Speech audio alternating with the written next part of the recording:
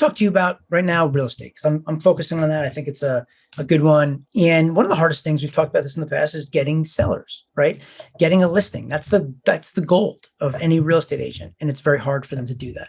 So we started playing around with how to do that using our survey perfect survey method, right?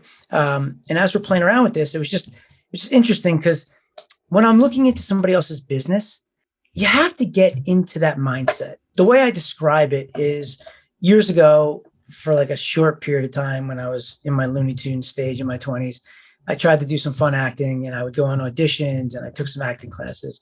And I remember it ruined movies for me because I started learning things about the industry that when you're watching a movie, you're going to notice that you normally wouldn't notice if you're not in the acting space, right?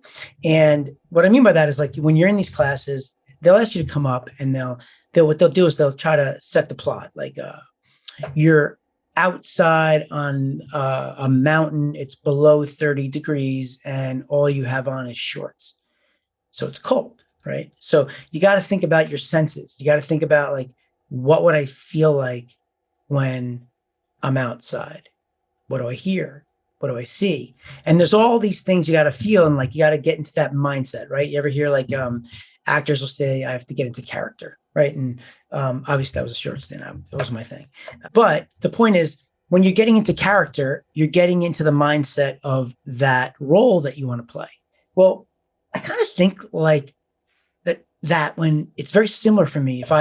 If I try to help a real estate agent build out their lead gen survey funnels, because I got to get into the mindset of a real estate agent. I start thinking like a real estate agent. I got to think about like, who am I talking to? What's the seller? What is their deal, right? So the first thing I do is I just hop on the internet and start doing some research.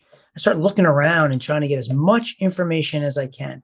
I'll look for, selling homes for sale, selling quizzes, selling surveys, right? Buy a home, whatever, right? So I just do that. I look all over the internet in all different ways, whether it's Google or on, different other platforms that I'm using.